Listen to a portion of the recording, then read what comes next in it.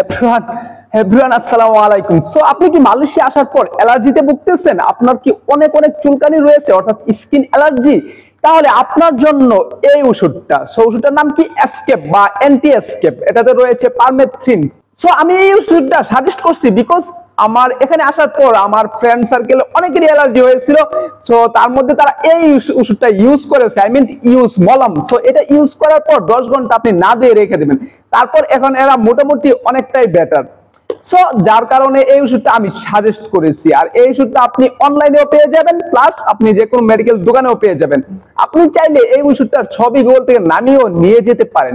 এটা অনেকটা কার্যকর, অর্থাৎ কার্যকর হয়েছে প্র্যাকটিক্যালি, যার কারণে আমি এই ওষুধটা রিভিউ করতেছি।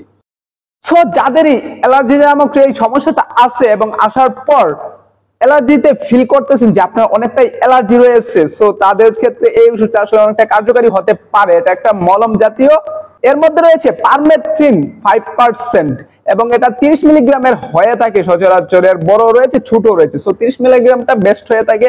এই ওষুধটা ইউজ করবেন আপনি প্রতিদিন, দেখা গেছে গোসলের পর দেহ মুছে তারপর এটা লাগিয়ে রাখবেন। এরপর 10 ঘন্টা, প্রায় 10 ঘন্টা পরে তারপর আবার গোসল করবেন বা আবার এটা ক্লিন করবেন। সো এভাবে এই ওষুধটা দিয়ে অনেকটাই সুস্থতা লাভ করতে পারেন আপনি। সো যারাই মালয়েশিয়াতে অ্যালার্জি সমস্যায় ভুগতেছেন এবং আমার কাছে কয়েকজনে বলছেন যে আসলে অ্যালার্জির প্রবলেমটা কি আসলে কিভাবে ঠিক হয়। আমি এতদিন জাস্ট রিসার্চ করেছি যে কোন ওষুধটা কাজে লাগে, ইভেন বাংলাদেশ থেকে ওষুধ আনিয়েছি, তার মধ্যে এই ওষুধটা কাজে লেগেছে, যার কারণে সে এখন সুস্থ আছে, যার অ্যালার্জি অনেকটাই কমে রয়েছে।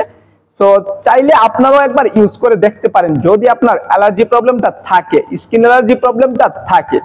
সো আই হোপ আমি যা বোঝাতে চেয়েছি সবাই বুঝতে পারছেন ইনশাআল্লাহ। That's it, thanks for watching, আল্লাহ হাফেজ।